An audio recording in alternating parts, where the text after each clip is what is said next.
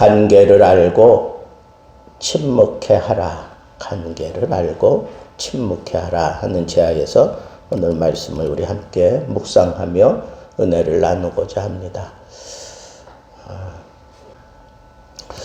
오늘 말씀은 이제 예수님의 사역의 마지막 막바지에 이르러서 이제 아주 강렬하게 이제 예수 그리스도를 이제 잡아 죽이려고 하는 그런 세력들이 이제 드러나기 시작합니다. 그래서 그 유대의 지도자들, 그들이 이제 예수 그리스도를 이제 책을 잡아서 자기들의 어떤 그 힘으로는 어찌 할 바를 모르니까 자기들이 어떻게 사람을 사형시킬 권한이 없어요. 사형시키려고 하면 지배국인 로마가 그걸 할 수 있으니까 로마에게 반역하는 그런 모습을 보이도록 그렇게 유도를 해서 그런 사실이 드러나면 그때 로마에게 이런 반역자가 있습니다 라고 하는 것을 밝혀서 예수 그리스도를 이제 죽이려고 하는 그런 방법으로 이제는 바꾼 거예요. 예전에는 어떻게 했느냐 하면 자기들의 그 기득권을 지키기 위해서 자기들의 힘으로 예수를 찍어 누르려고 했어요. 그래서 그 서기관들 그리고 대제사장들을 동원해서 예수의 그 사상을 무너뜨리려고 했던 거죠. 그러니까 자기들이 더 월등하다고 생각한 거예요. 서기관이 하는 일이 뭐예요? 그냥 아침부터 밤까지 하나님의 말씀을 그냥 붙들고 사는 게 그게 서기관이 하는 일이야. 그 말씀을 붙들고 백성들을 가르치고 그리고 선도해가는 게 그게 서기관이 하는 일이에요. 그러니까 이 말씀에 대해서 서기관보다 더 월등한 사람은 없다라고 생각해도 과언이 아니죠. 그리고 백성들이 서기관이 어떤 결정을 내리는 거에 대해서는 믿고 따를 수밖에 없는 거예요. 그들을 통해서 하나님의 말씀을 배웠고 그래서 그 서기관들 가운데에도 탁월한 그런 사람을 우리는 랍비 이런 식으로 표현을 하잖아요. 랍비의 권위가 엄청납니다.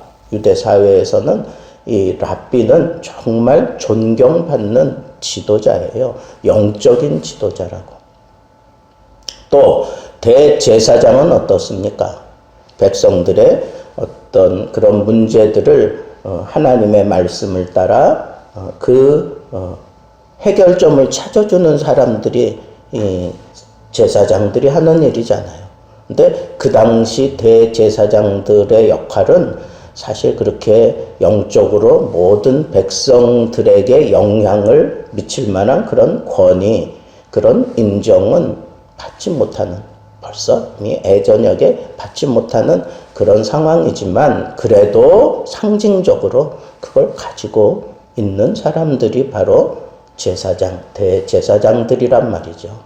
그러니까 이 사람들을 앞세워서 그 모든 백성들에게 예수가 지금 잘못하고 있다라고 하는 걸 이렇게 드러내려고 그렇게 처음에는 그렇게 접근을 했는데 이제는 그렇게 해가지고는 만약에 예수가 뭐 잘못 가르친다 그걸 가지고 뭘 심판할 수가 없는 거예요. 자기들에겐 그런 권한이 없으니까.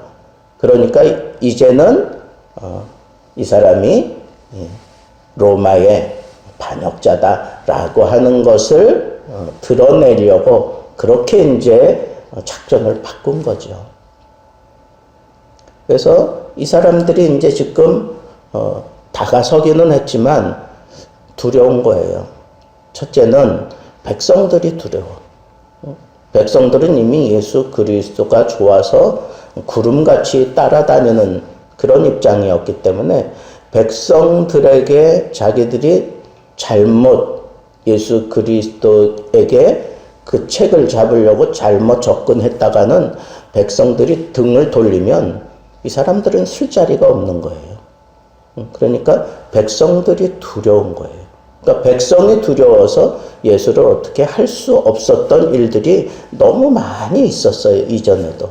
그러니까 백성들이 두려운 거예요.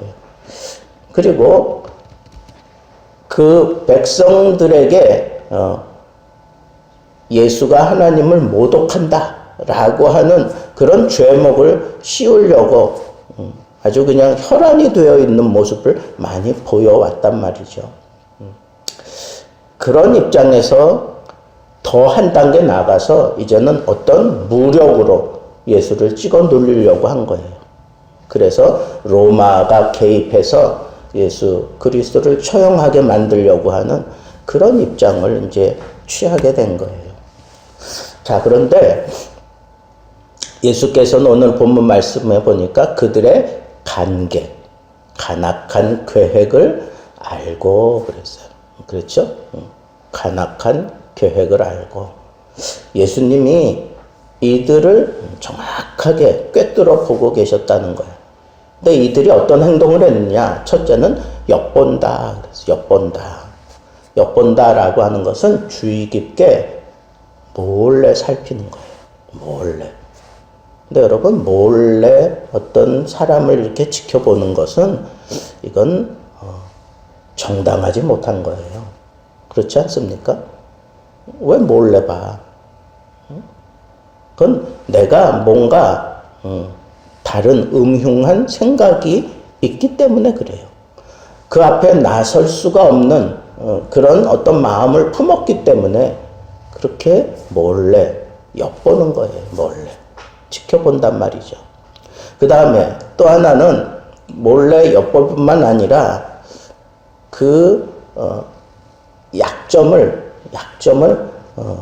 잡아내기 위해서, 그래서 막 책망하기 위해서 약점을 이제 파고들어서 막 책망하려고 하는 그런 모습이 여기 나타나는 거예요. 내가 간악한 계획을 가지고 있는 사람들은 이런 행동을 보인다는 거예요. 이런 행동을 보이는 거예요. 그래서 여러분, 우리가 어떤 그 약점, 상대방의 약점을 잡으려고 하는 사람들은 그건 정당하지 못해요. 그 사람을 이기려고 약점을 파고들면 그거는 그 사람이 이기는 것 같지만 그걸 보는 사람들은 꼭 그렇게만 보지 않아요. 백성들은 어떤 약자 편에 서려고 하는 그런 마음도 또 있어요.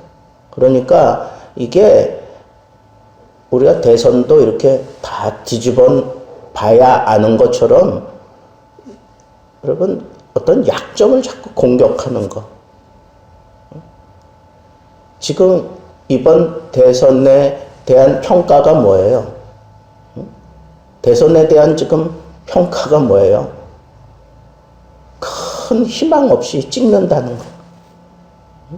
근데 그 원인 가운데 가장 두드러진 어느냐 하면 서로 그냥 약점만 그냥 다 까발려가지고 공격을 해대니까 이런 사람들, 이게 다 드러났는데 그렇게 약점만 공격하는 그 사람들이 이 정권을 잡고 나라를 운영해 갈 때 과연 선한 정치를 펼칠 수 있겠느냐 이거예요. 사실은 그 약점을 끌어안을 수 있는 사람들을 우리는 기대하는 거 아니에요? 지도자라면? 그런데 내가 불순한 생각을 갖지 않는다면 그 약점도 이렇게 끌어안을 수 있어요. 또 내 약점을 파고드는 것까지도 그냥 호탕하게 그렇게 또 내줄 수 있어요. 그런데 이게 서로 그냥 약점만 쥐고 물고 그렇게 막 유세가 진행돼 버린, 과연 이게 온당한 건가? 이게 정말 이 나라의 미래가 희망에 있는 건가 하는 생각을 우리는 조심스럽게 해야 돼요. 이게 너무 그냥 방송이 거기 곁들여지고 막 이러니까 이상한 방향으로 지금 이걸 끌고 가는 거예요. 어쩌면 이 국민들이 스스로 이 정권을 심판한다 하는 그런 생각을 가지고 있어서 그러는지는 몰라도 이거는 아닌 것 같아요. 이거는 아닌 거예요. 그래서 여러분, 엿보거나 아니면 이렇게 정탐하는 거. 이 정탐하는 건 뭐예요? 긁어 모으는 거야. 그 사람에 대한 정보를 긁어 모으는 거예요. 근데 그걸 긁어 모으는 것도 그 사람의 어떤 그 프라이버시나 뭐 이런 것들은 그거는 긁어 모아서는 안 되는 거예요. 어떤 선이라는 게 있어야 되는데 이게 선이 없어요. 그러면 어떤 결과가 일어날까요? 쉽게 예를 들어서 우리가 학교 다닐 때 선생님의 그림자도 밟지 않는다 하는 그런 생각을 가지고 다녔어요. 그러니까 선생님은 완벽한 분은 아닌데 우리들은 그렇게 배우고 그렇게 섬기고 그렇게 했기 때문에 그 선생님이 가르치는 것은 무조건 진리라고 생각했어. 우리 때에는 뭐 시험 문제를 이거 시험 문제가 잘못됐습니다. 이런 생각 가져본 적도 없어요. 그런데 요즘은 어때요? 그거 다 드러내잖아. 그래가지고 그거 드러냈다고 해서 선생님이 그 약점 드러냈다고 해서 세상이 바뀝니까? 제대로 학생들이 배웁니까? 아니에요. 학교는 학교라고 하는 그 카테고리 속에서 지켜야 될 선이 있어야 돼.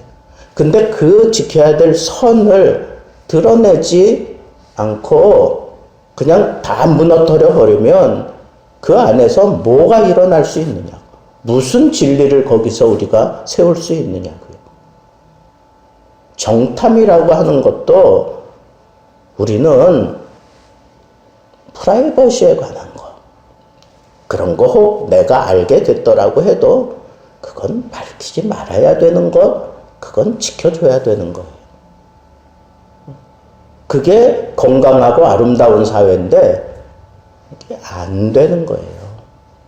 오늘 본 말씀 속에도 이 세 가지가 다 나와. 엿보다가, 정탐하다가, 그 다음에 책 잡으려고. 이게 간계를 행하는 사람들의 두드러진 모습이에요. 그 다음에 이 사람들이 이제 그 간계를 실행하는 모습을 보세요. 선생님이요, 우리가 압니다. 당신은, 그러니까 예수님을 축혀 세워요. 당신은 바로 말씀하고 가르치시는 분이다. 그러니까 옳게 말씀하고 가르치시는 분이다. 틀린 말입니까? 최상으로 높여줬어요. 또 당신은 사람을 외모로 취하지 아니하십니다. 이 얘기는 뭐예요? 겉과 속이 다르지 않다는 거야. 또 오직 진리로서 하나님의 도를 가르치신다. 그러니까 진리로서 하나님의 도를 가르친다. 그러니까 진리를 얘기할 때는 하나님을 걸고 가르치시는 분이다. 그렇게 지금 얘기를 했어요. 두 가지예요. 당신은 정말 그런 분입니다. 라고 얘기해서 이 말씀, 지금 이 사람들이 지켜세운 그 카테고리에서 벗어난 대답이 나오지 않게 하려고.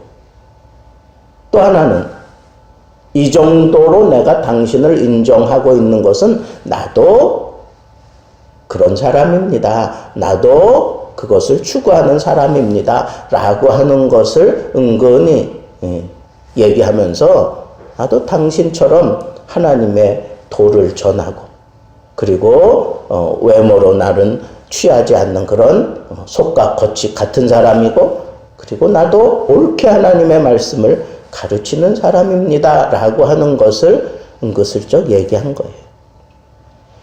자, 그런데 실상은 그렇게 예수 그리스도를 이렇게 축혀 세워준 이유가 뭐예요? 그건 다른 게 아니에요. 예수 그리스도가 지금 말씀한 그 카테고리를 벗어난 대답을 하지 못하도록, 당신이 정말 하나님을 섬기는 사람이라면 하나님을 섬기는 그 모습 그대로 대답을 해라 이거야. 조금이라도 잘못된 그런 속이는 대답을 하거나 아니면 우리를 이상한 쪽으로 몰고 가려고 하는 그런 대답을 하거나 그러지 못하게 하려고 그렇게 딱 그렇게 몰아간 거예요. 몰아간 거예요. 이게 예수님이 꿰뚫고 보시는 관계라고 하는 거예요. 나를 칭찬을 하되 나를 완전히 어떤 그런 코너로 몰아가서 거기서 다른 대답이 나오지 못하게, 그거 외에는 아무것도 할 수 없게 만들려고 아주 축혀 세우고 칭찬을 하고 그리고는 대답을 해도 그 카테고리 속에서만 대답하게 만들려고 그렇게 지금 이 사람들이 몰고 갔다라고 하는 것 자체가 그게 악한 마음을 그 속에 품고 그렇게 했다는 게 그게 문제라는 거야. 내가 만약에 민집사를 칭찬하는데 정말 소탈하게 그리고 있는 그대로 진리대로 칭찬을 해요.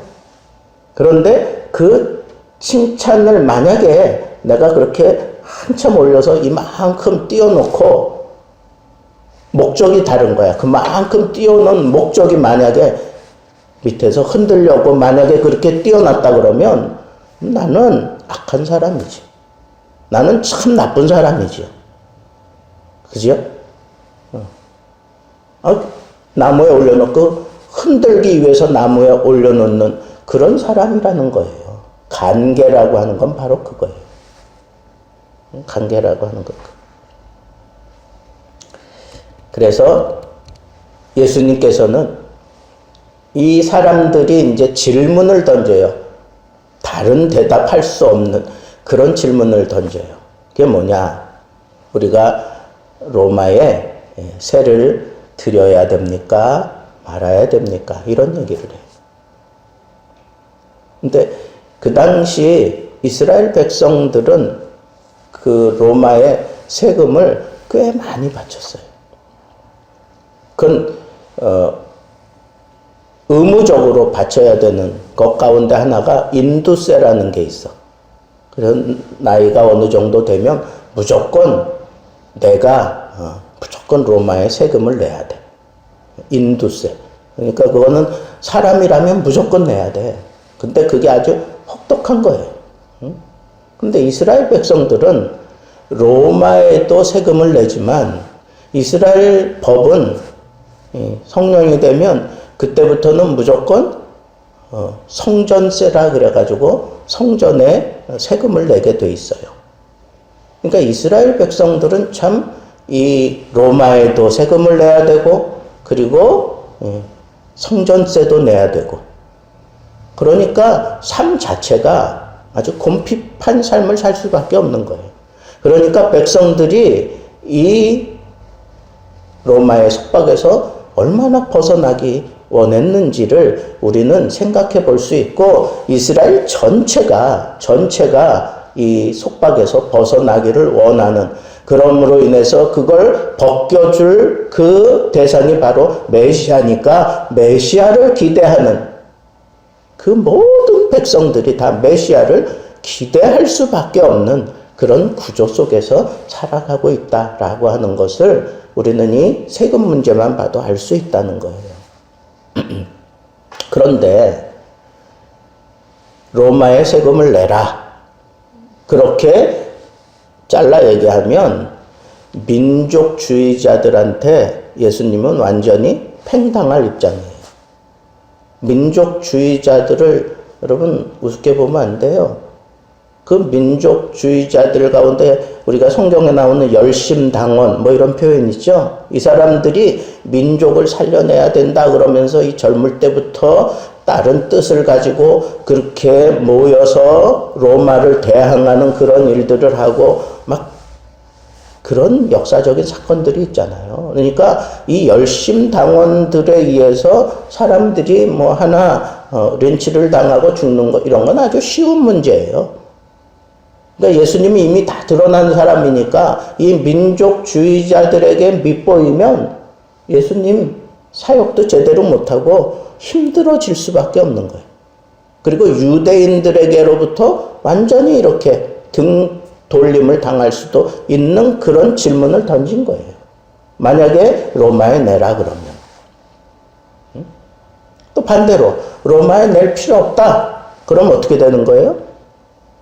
로마에 무조건 의무적으로 내야 되는 세금을 내지 말라 그러면 그 시대 상황 속에서 그 사람은 뭐가 되는 거예요? 반역자가 되는 거야. 그러니까 이 사람들은 바로 그 대답을 원한 거예요. 여기는 다 지금 유대의 어떤 그 메시아를 기다리는 이게 아주 피부적으로 느끼는 그 세금 문제까지도 지금 다 안고 있는 백성들이 예수님이 좋아서 지금 따라다니고 있는데 그 예수님이 로마에 마땅히 세금을 드려야 된다라고 그런 식으로 그냥 단적으로 얘기했으면 이 백성들이 등 돌린다니까. 그렇지 않겠어요?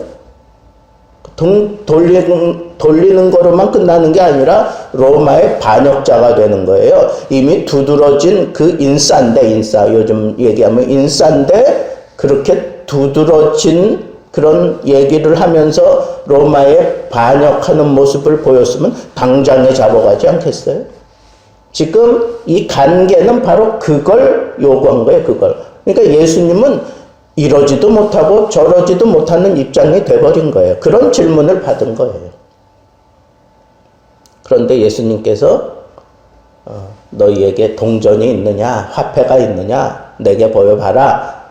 그랬더니 그 화폐를 보여줬어요. 거기 누가 있느냐? 이 그림이 동전의 그림이 누구냐? 그랬더니 가이사입니다. 가이사. 여러분 그 예전에는 그 나라를 정복하잖아요. 그러면 그걸 기념해서 화폐를 만들어. 그 정복한 사람의 얼굴을 놓아서. 그거는 그 화폐에 담긴 그 사람이 그 나라를 지금 지배하고 있다라고 하는 걸 보여주는 거예요. 통치하고 있다는 거야. 그러니까 예수님이 그걸 가이사입니다라고 하는 대답을 듣고 예수님이 뭐라고 대답을 하셔요? 가이사의 것은 가이사에게, 하나님의 것은 하나님께 드려라. 그러니까 가이사의 것은 그건 뭐예요? 이 체제 속에서 가이사의 통치하는 사람에게 세금을 내는 것은 당연한 것이다 라고 하는 그런 입장을 취한 거고요. 그리고 하나님의 것은 하나님께, 이건 무슨 얘기예요? 그거 냈다고 내가 할 도리 다 한 게 아니다 이거야. 나는 하나님께 마땅히 드려야 될 것을 내가 쉬지 않겠다는 거예요. 근데 이스라엘 백성들 그 사고의식 속에는 모든 것이 다 하나님께로부터 왔다라고 하는 의식이 있어요. 그러니까 이 가이사가 지금 통치하고 하는 이런 모든 문제들도 다 누구로부터 왔다고 하는 거예요? 하나님으로부터 왔다고 하는 것을 은근히 지금 예수님께서는 그렇게 드러내시는 거예요.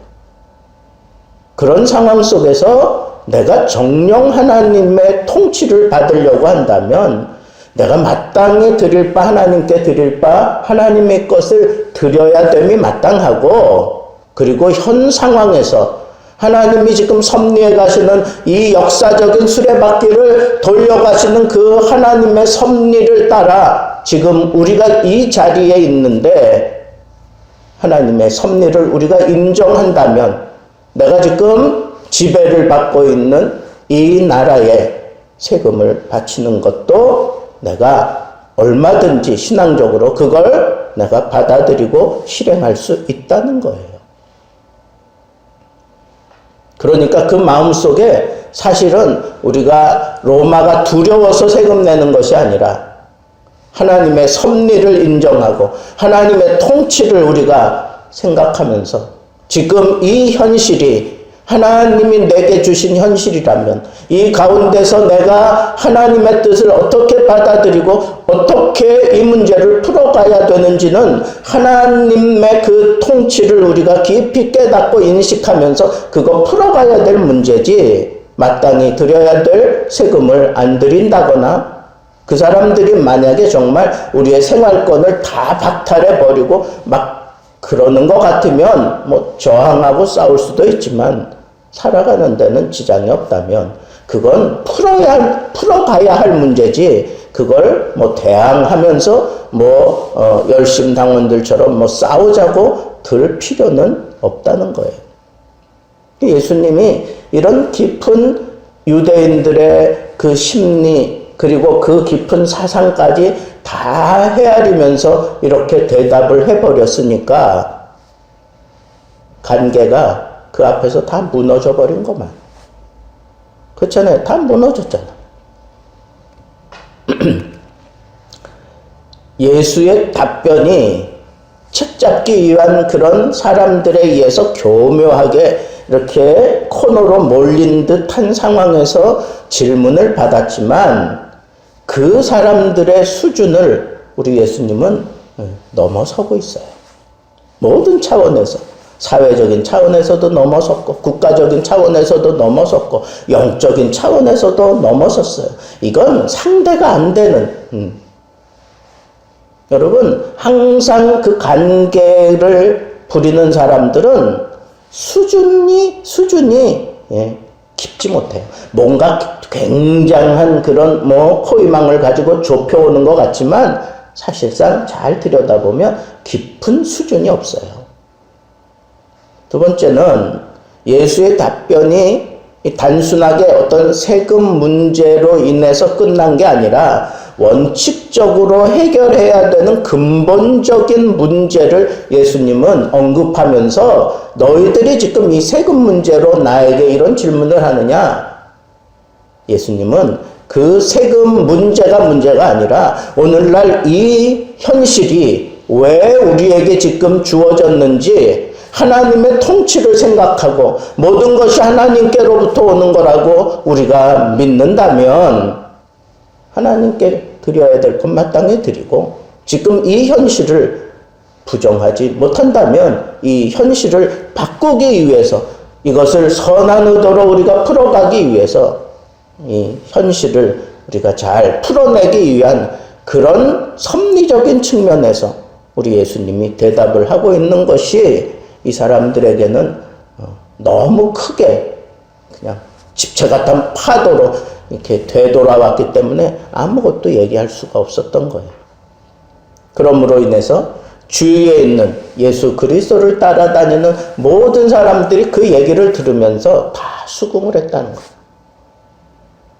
그 모든 백성들이 이건 지금 저 사람들이 던진 질문은 참 간계고 그리고 아주 못된 의도가 있지만 예수님은 그걸 이 둘러선 모든 백성들조차 예수님이 지금 그 문제를 너희들이 생각할 게 아니라 더 깊은 문제, 근본적인 문제가 뭔지를 너희들이 좀 들여다봐야 된다라고 하는 그런 차원에서 풀어갈 때 거기에 둘러선 모든 백성들이 그 예수님의 의도를 지금 말씀하시는 그 의도를 다 수긍했다는 거예요. 다 알고 계셨다는 거. 다 알고 있었다는 거예요. 그래서 그 백성들이 수긍하는 그 모습을 보면서 더 이상 그 사람들이 예수 그리스도를 조역할 수가 없었던 거예요.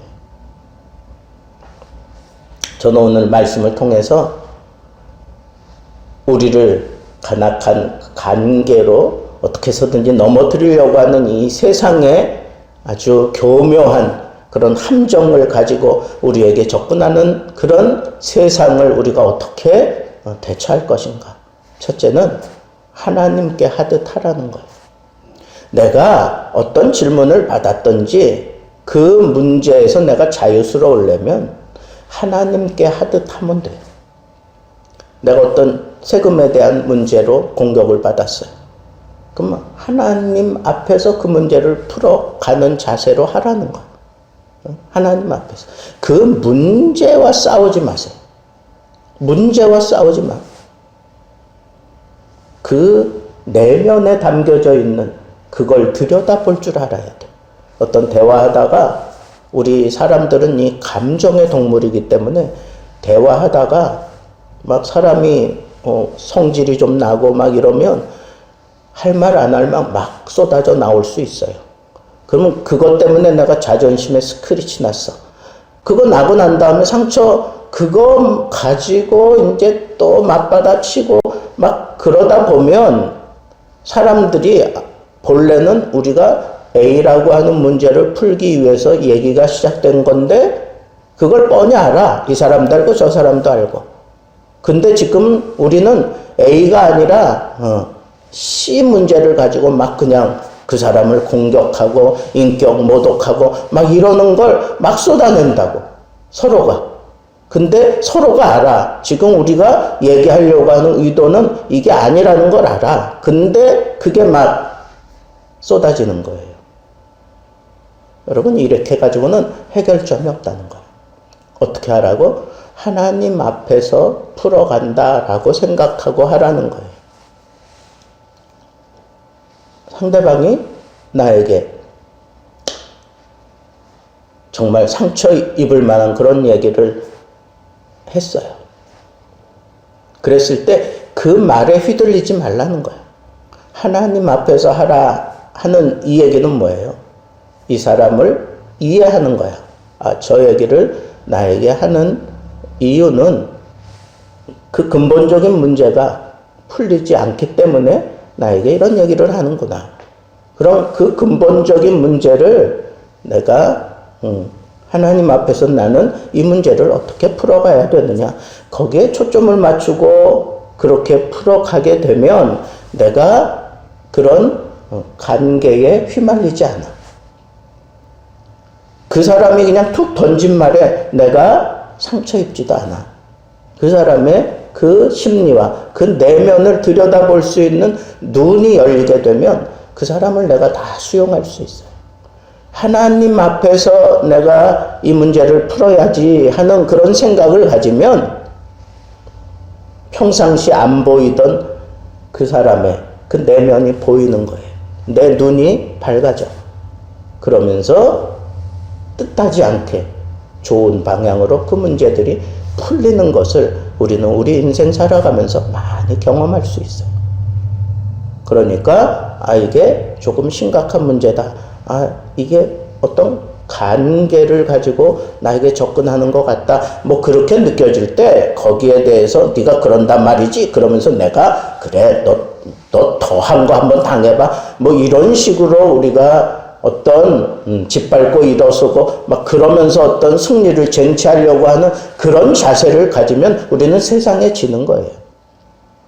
하나님 앞에서 저 사람들은 나를 욕하고 저 사람들은 나를 어떻게 해서든지 함정에 빠뜨리려고 그러는데 내가 하나님 앞에서 이걸 어떻게 풀어가야 되나. 내가 하나님 앞에서 이런 질문을 받았을 때 어떻게 대답하나. 이런 쌍스러운 욕을 들었을 때 내가 어떻게 내가 대처해야 되나 하는 이런 문제들을 하나님 앞에 있는 모습으로 풀라는 거예요. 응? 여러분 막 어떤 사람하고 싸우는데 내가 하나님 앞에 있는 그런 어떤 의식을 가지고 있다면 그 사람이 나를 막 악하게 막 욕을 하고 그런다고 내가 같이 욕할 수 있어요? 내가 정말 하나님을 섬기는 사람이라면, 내가 정말 하나님 앞에서 말을 열고 입을 여는 그런 입장이라면 그렇게 할 수는 없다는 거예요. 하나님 앞에서 풀어가라고 하는 얘기는 바로 그런 의미예요. 그런데 놀라운 건 하나님 앞에서 내가 이 문제를 풀겠다라고 생각하고 내가 대처해 가기 시작하면 상대방의 그 내면에 그 담겨져 있는 문제가 뭔지를 내가 볼 수 있는 눈이 열린다는 거예요. 눈이 열려. 그리고 두 번째 원리는 세상에도 책 잡힐 일을 하지 말라는 거야. 세상은 나보다 언제나 간악하고 아주 못됐어요. 근데 그 세상과 하나님 앞에서 내가 이 문제를 풀어가는 자세로 그렇게 풀어가되 세상에도 내가 착 잡히지 않으려고 하는 그런 자세를 가지고 나를 돌아보고 나를 내가 잘 다듬어야 돼요. 단도리를 잘 해야 돼. 그러니까 양면성을 가지고 우리는 하나님 앞에서 이걸 이겨내야 돼. 그래야 세상이 더 악한 걸 가지고 나에게 덤벼들 때에도 그걸 적절하게 내가 잘 대처할 수 있고 심각한 걸 점점 더 어려운 거 더 심각한 거 가지고 올 때 내가 두려워하거나 아니면 내가 그걸 기피하지 않아요. 세상에 책 잡히지 않는 모습으로 나를 온전하게 세우려고 노력하세요. 노력하세요. 하나님 앞에서 한다 하는 의식을 가지고 세상 사람들이 악한 모습으로 그렇게 다가온다고 같이 막 그냥 공격하고 막 험한 말 내뱉고 그러면 세상이 나를 책 잡는다니까. 그럴 필요 없다는 거예요. 이 두 가지만 늘 명심하면 우리는 예수님처럼 어떤 근본적인 문제를 던지면서 이 문제를 풀어갈 수 있는 지혜가 생겨요. 하나님을 먼저 생각하고 세상에 착 잡히지 않으려고 내가 부단히 노력하며 살아가노라면 어떤 문제를 가지고 어떤 함정을 파놓고 나를 몰아갈지라도 나는 넉넉하게 이길 수 있는 그런 지혜와 그런 하나님의 보호하심이 있다고 하는 이 사실을 늘 명심하시고 세상에서도 인정받고 하나님께도 인정받을 수 있는 그런 지혜로운 하나님의 백성들 되기를 우리 주님의 이름으로 축복합니다.